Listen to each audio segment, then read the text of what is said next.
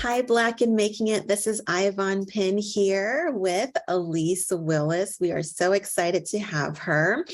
You might know her from Ruthless on BET Plus, one of Tyler Perry's works, but also she has a new co-starring role in Echoes, a new Netflix thriller drama series, and we are so excited to get to talk with her today and learn a little bit about her career and all sorts of fun things. So Alise, thank you so much for sharing your time with us today. Of How are you course. doing? Thank you for having me. I'm just on cloud nine right now. I don't even have words. I'm just so grateful, full of joy, and, ready for what's next. Awesome. Well, and we're ready to see what's next for you too. All right, so let's dive right in here. So as we mentioned today, you're best known for your work as an actor.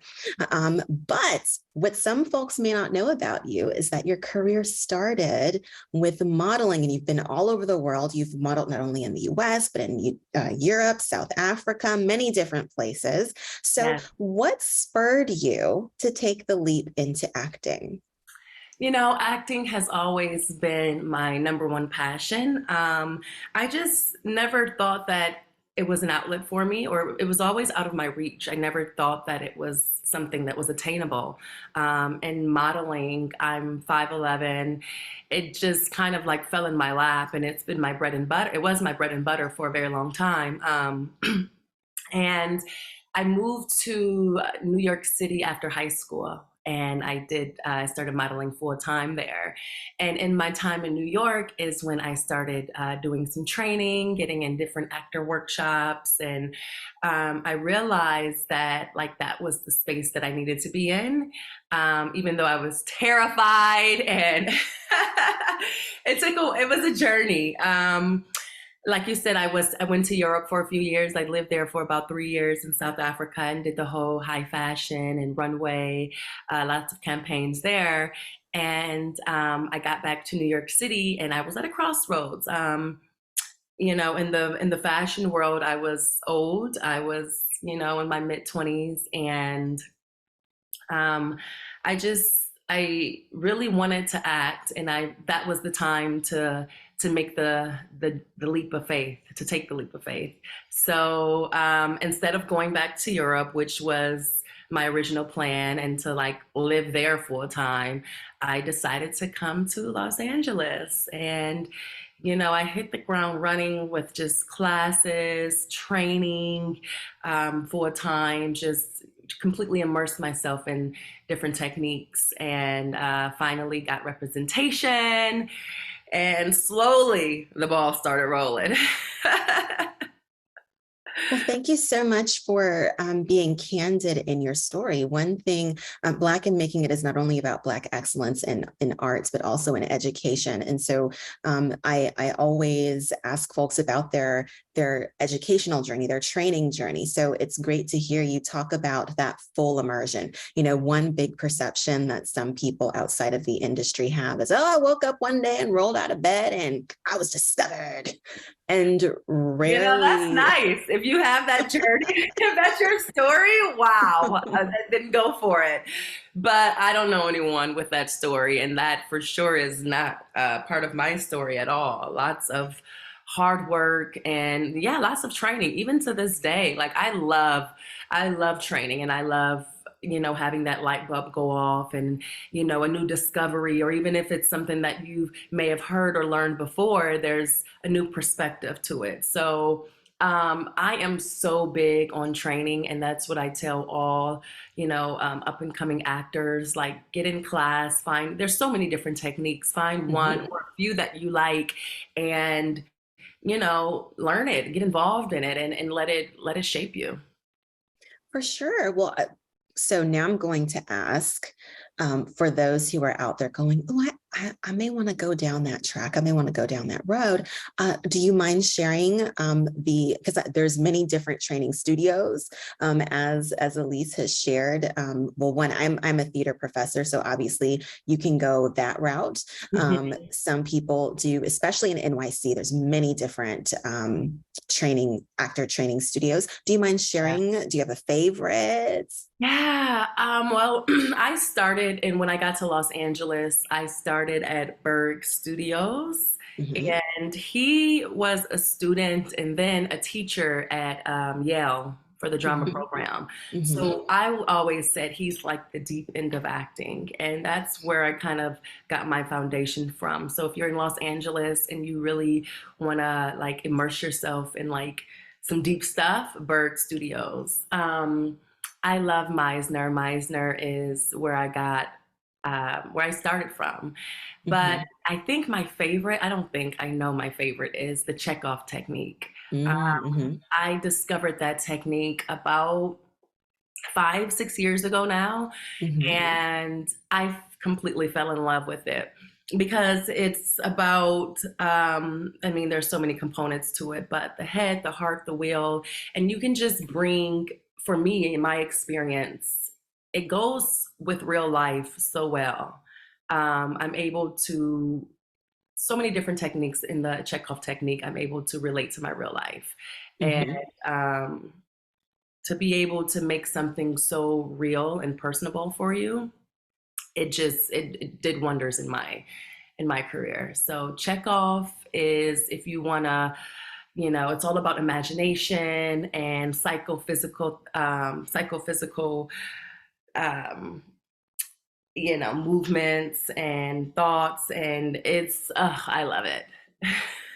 So, folks, I hope that you're hearing from Elise's conversation here that acting takes a lot of it. Some people kind of think, oh, that's just some easy thing, and they go play all day. No, this requires real Um, technique, a lot of dedication, a lot of work. And Elise has shared with us how she, even though she is very much a working actor with leading roles and co-starring roles, that she stays sharp. This is just like any other industry, you stay sharp. So thanks for sharing oh, that. absolutely. I mean, I feel like there's so many. It's such a competitive industry. Hmm. If you don't stay there's 20,000 other people who are.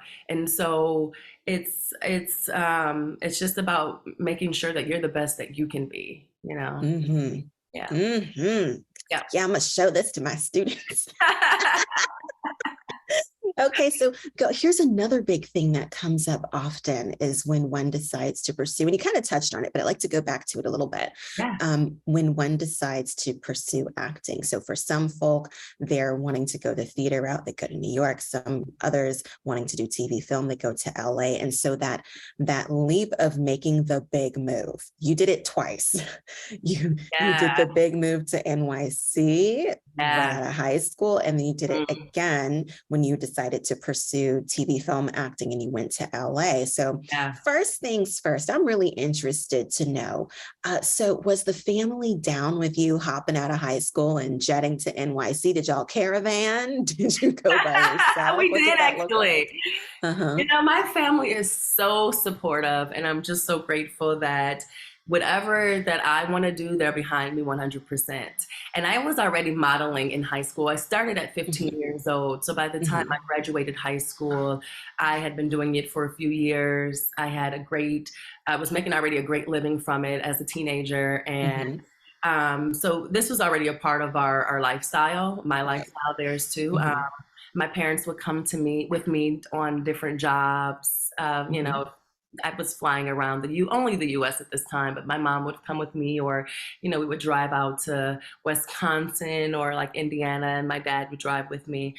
So they're very, very supportive. And when I found out when I realized that I wanted to leave my small town, which I never thought growing up that I wanted to leave Joliet, but like something just clicked, and I was like, I got to get out of here. Um, and so when I finally decided to leave, and everything just happened so fluidly. I had an agent from New York Fort New York came down to Fort Chicago, and that's who she brought me to New York with her. Mhm. So yeah, girl, we jumped in the caravan. I sent money to a broker through like Western Union. We get to New York City. There's no apartment because the Oh. broker had been fired for about a month. And so, we had my sister moved with me, and she's a year older than me. And so, we're like two little girls knocking on doors trying to find an apartment because we had a going away party. We had vans full of stuff coming with us to New York. Mhm. And we were looking for an apartment the whole weekend. And my parents had to get back to work, and they were like, you know what, maybe you guys just come back with us and we'll figure it out in Joliet. And I was like, oh no, no, no, I am not doing that. By the grace of God, the last second we found an apartment in Newark, New Jersey. And yeah, it I That's forgot about hilarious. this No, story. the situation isn't funny. It's funny now. Just the, Thinking but back over it, it's so funny. you're like, I am not going back. Oh We no. will find. And we found, and it wasn't the safest area.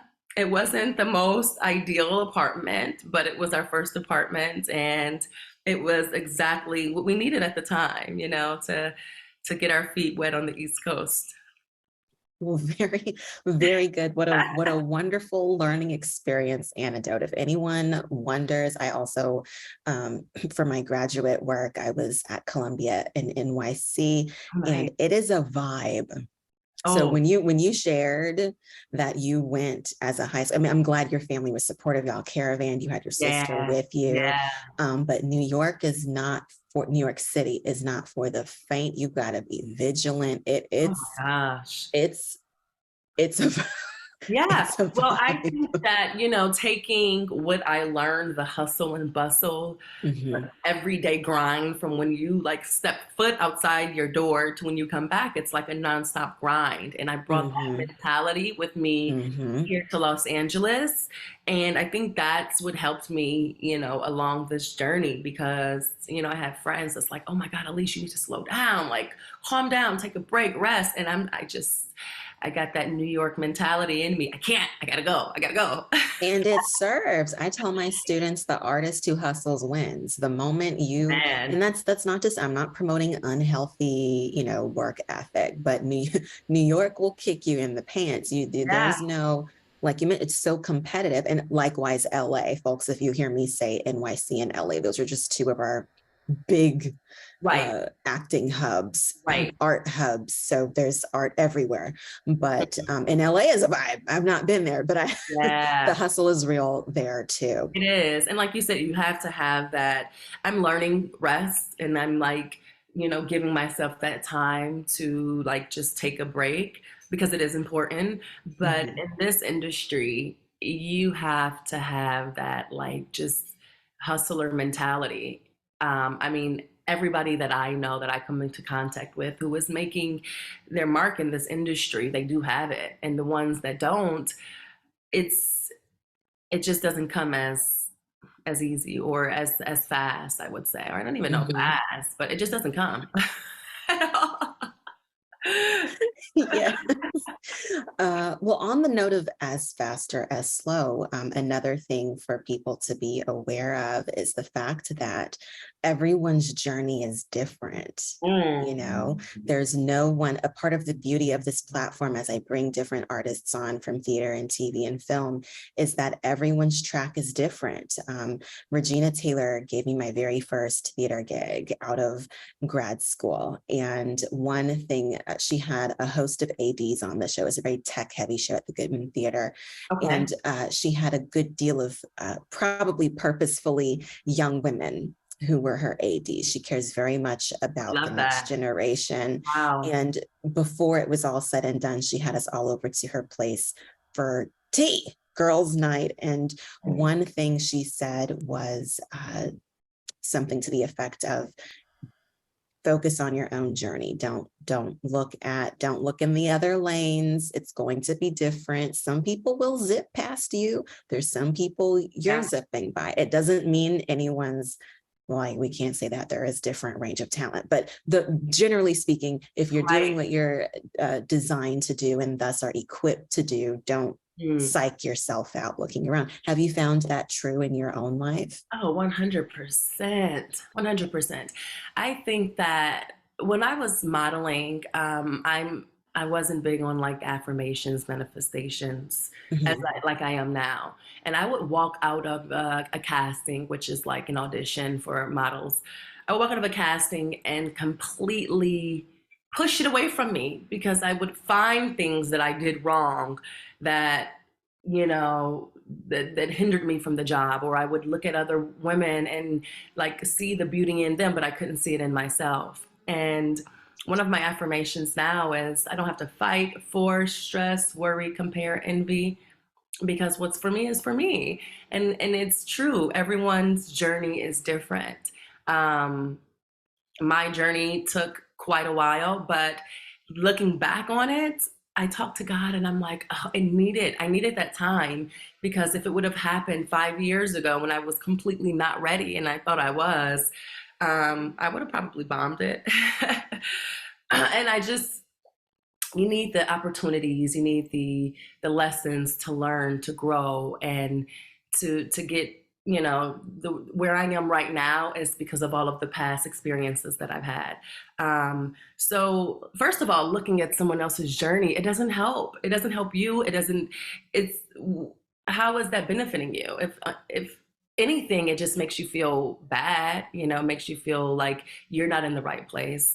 So I look at like I compare myself to myself, and I try to be better than the person that I was yesterday. But I also have grace, because listen, this is a hard industry, and sometimes it doesn't, your talent doesn't matter. Sometimes it's about, you know, being at the right place at the right time. The most talented person doesn't all the time get the job, you know. There's a lot of factors that's involved in it. And so just focusing on myself and what I can do to be better. How can I be a better person, a better actor, a better student? That's what is going to help me excel and get to the next level, not comparing myself to, you know, whoever. Amen. Yeah. It's That's what I hard. have to say to It's that. hard not to do that. But I think the more that you give yourself love, the easier it becomes. Absolutely. So I hear you referencing God and faith. And so what role does your faith play in your life and in your career? Girl, he all up and through it. It's all up in. I am very, very like dependent on God, and everything that I do is God is at the forefront of every choice, every decision, um, and that's just He's gotten me through so much. Um, yeah, I add God into everything, every single thing. It takes God to keep pressing as we talk about all the different challenges that are there. And sometimes people don't stop to, like, they see that pinnacle, the great roles, the great modeling career, and don't stop to think about some of the no's that happen along the way. Oh my God, That girl, could all the totally potentially knock one over, but it's that knowing that you're doing what you're called to do, yeah. and knowing that because of that, God has your place for you at the right time. I love that you talked about timing too. At the right time. You know what? You have to be prepared for no's. If you don't want to hear no, then this isn't the industry for you.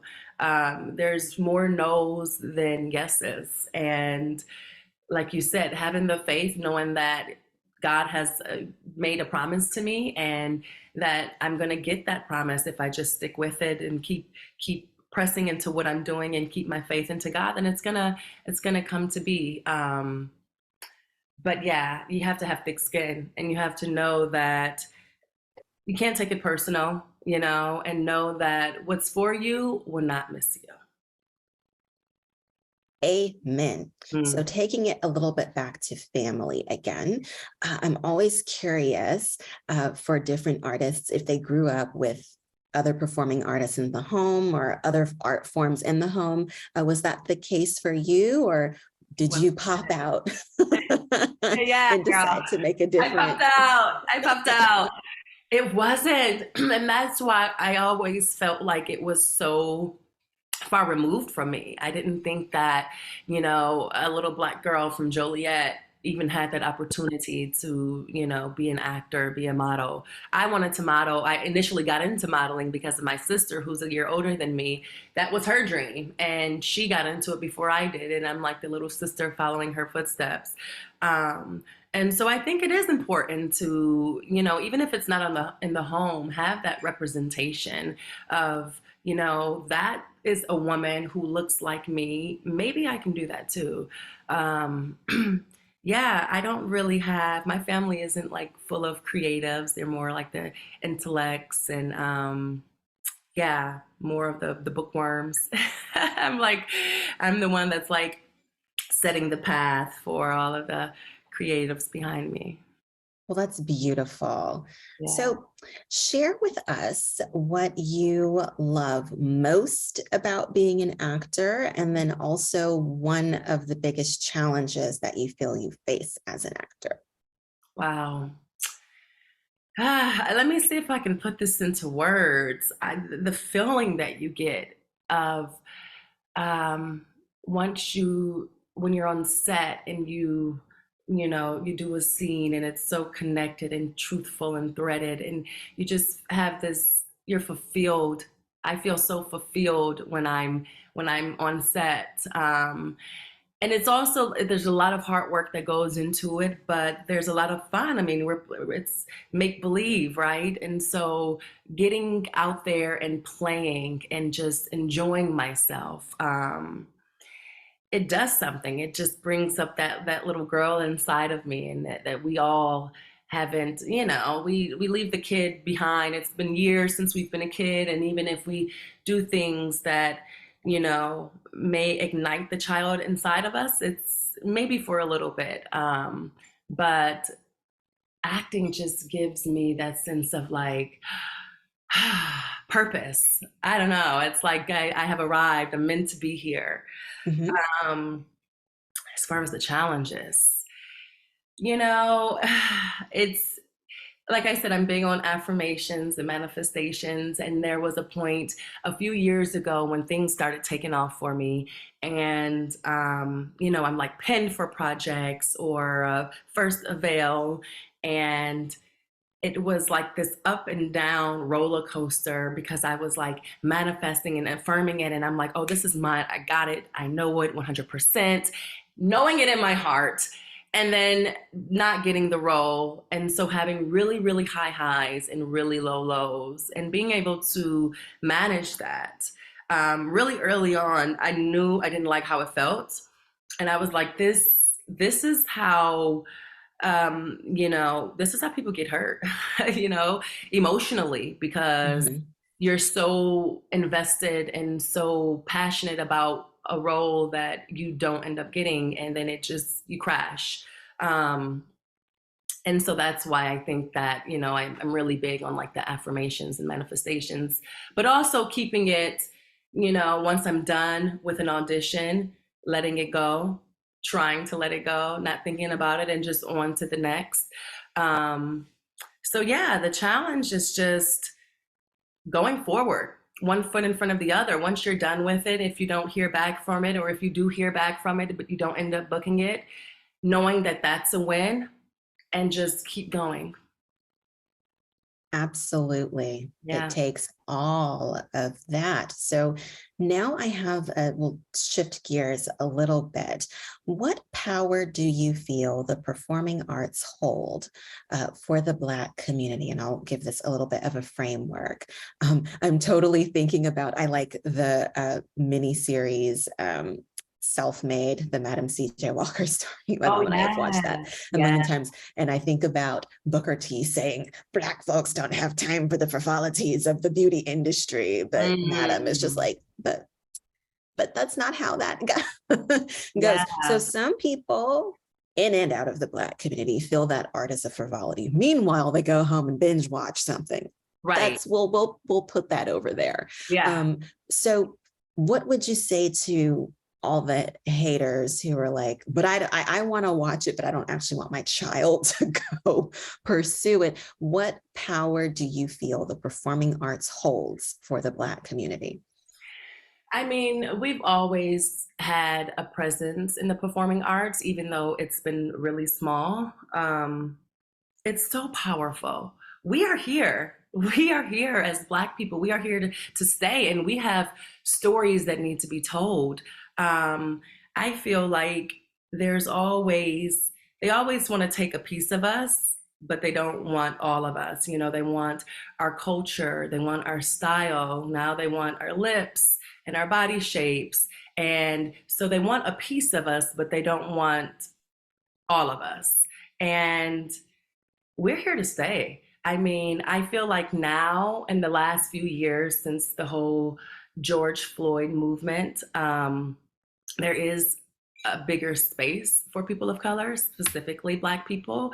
I don't Mhm. know if it's kind of like a jumping on the bandwagon type of thing Mhm. because it's the Mhm. thing to do, you know, and you know it sells.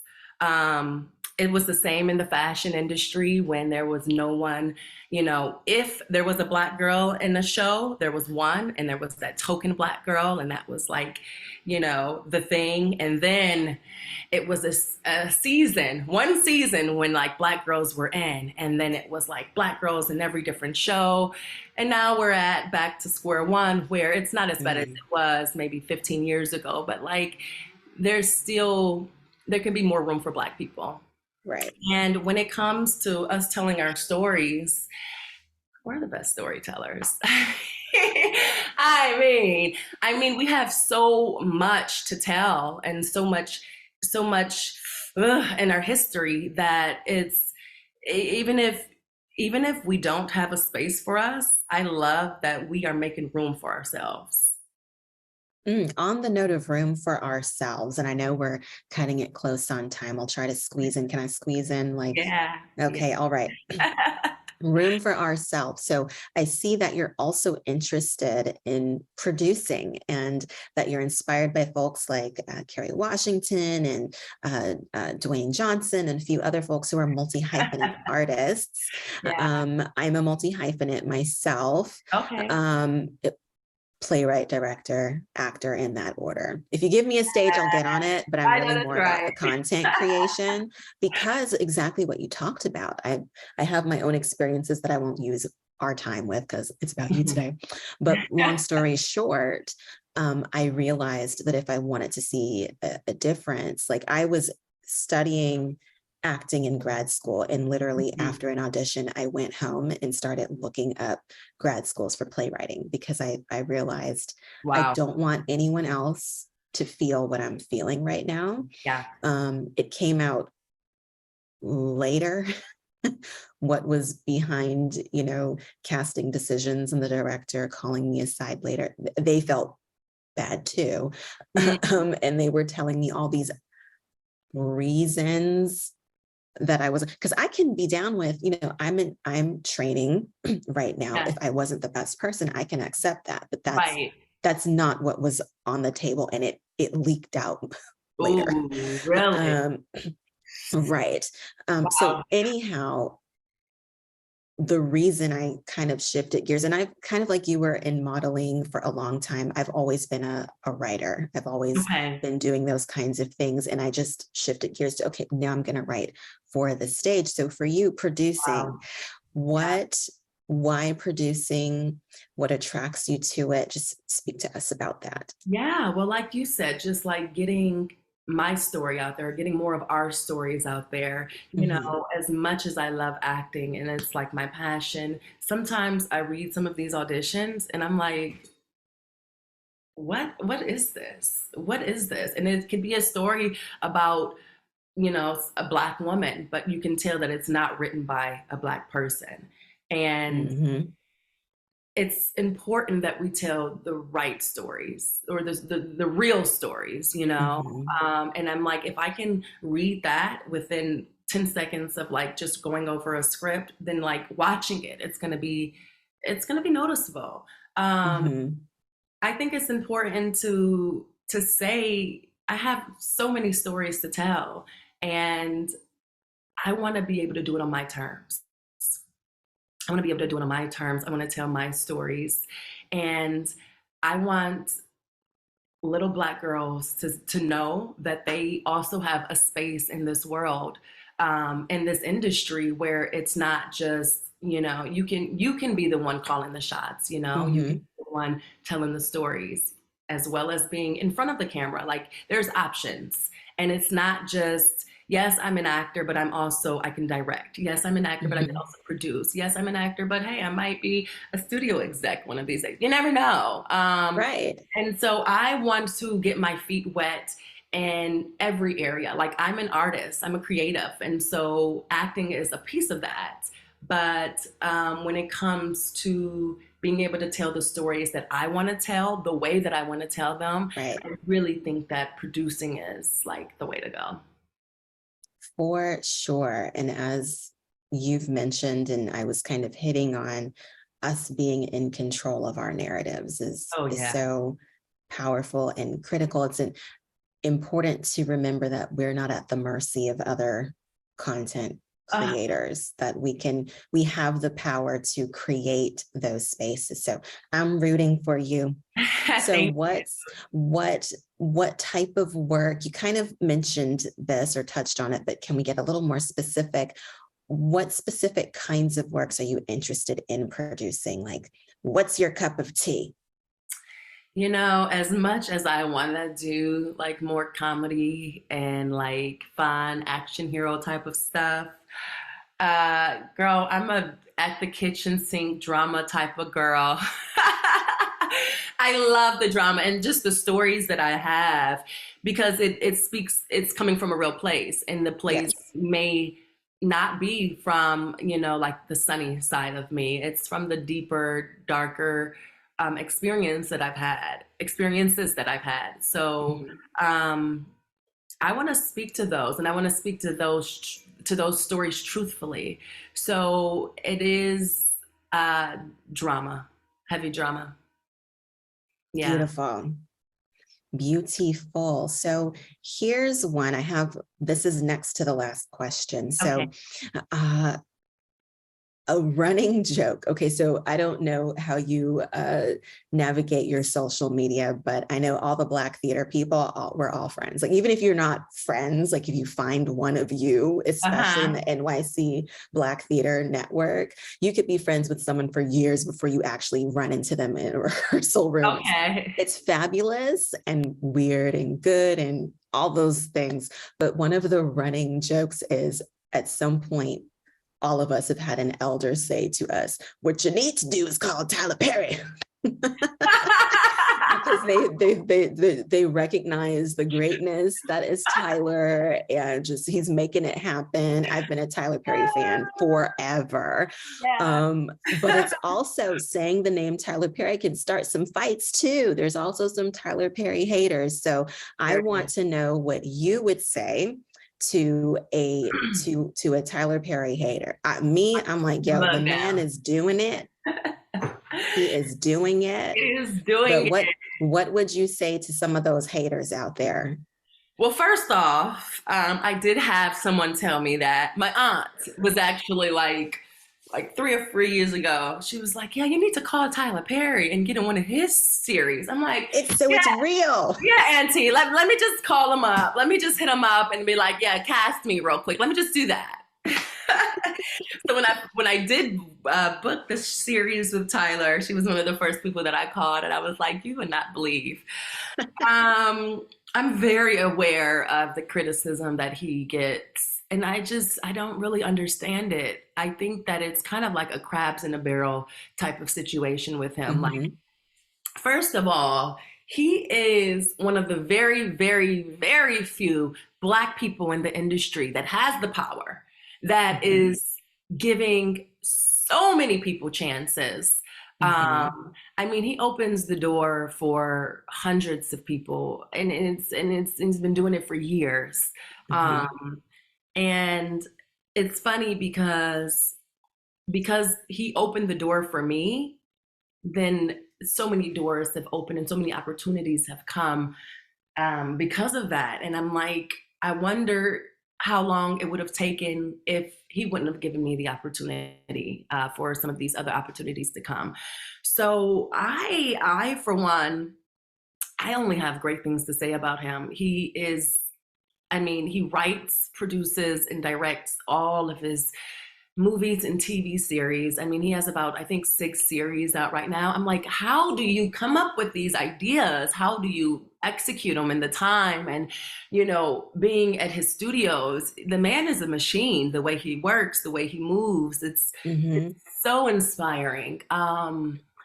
And I also think that, he knows his place. He has a market that, his market, people love him. And he is very aware of that. And that's the audience that he feeds, He's not looking over here who is, the people who are maybe, into I don't know, action or whatever. Like, he's focused on his audience, and it has worked well for him. And then being one of the only Black people in the industry that is making the moves that he's doing, and also pulling up people behind him in the way that he's doing it, in the fashion that he's doing it. For me, it's just mind blowing. So until somebody else is doing it like he's doing it, I'm gonna need them to just. Yes, because the irony is sometimes that the biggest critics don't even know the half that goes into the work. And in the words of Venus, when someone asked her, this may have been around the Naomi Osaka conversation and mental health and her not always wanting to talk to the press. I laughed so hard one time in a press conference. Venus said something to the effect of, y'all will never play like I play. Like, you can sit here. No, You can right. sit here and say these, ask me questions, poke and prod me, but she's like, she didn't say this exactly, but basically it meant, I remember who I am. Exactly. And I know who you are, and you ain't me. Hello. And it's like, I mean, the man is a billionaire at this point. And so I think that he hardly thinks about like the critic, because he probably like listens and laughs, but I feel like being in a position, like a position of power like he is, you can't pay attention to that. Like, you just have to see where you're going, see where you've come from, sleeping in his car, to being a self-made billionaire, making so many other people's dreams come true, and like, in many more ways than one, financially and just he's just great. So yeah, it's funny too, because people in the industry respect him. When COVID, the pandemic first hit, and we were doing like different interviews from home, and I was like, meeting with people from like NBC, ABC, the casting, and they were all looking toward Tyler to see how he was going to move next, because he has his own studio. He doesn't have to answer to anyone. He does things the way that he wants. And so you see that like a lot of people within the industry who are on high levels, they all look to him and respect him. It's probably, like I said, the crabs in the barrel. Some of the people are people that, may not necessarily agree, or like some of the stuff that he puts out. And so I think it's like, because I don't like it, then it's bad. That's that mentality. Yeah. Well, thanks for speaking to that. It's always, it's fascinating for me to see conversations unfold, both inside the Black arts community and then outside. But either way, my thing at the end of the day is, love him or hate him, there's something to respect there, because he's doing something the rest of us wish we could do, are aspiring to, or whatever. So there's something right happening. There's a lot of right things happening. And I mean, even being with him on set, the energy that he has, like, it's inspiring. It's inspiring. It's so like, I look at him like a little girl, like, wow, watching how because he moves so fast, he moves so quick. And so it's just inspiring to watch. And I'm so grateful to be a part of the Tyler Perry Studios team. I'm so, being on his set is like a boot camp. And so I've learned so much, every time I'm on set, it is like a family vibe. And it's just like, taking the experiences that I got from Tyler Perry Studios and then taking them on set.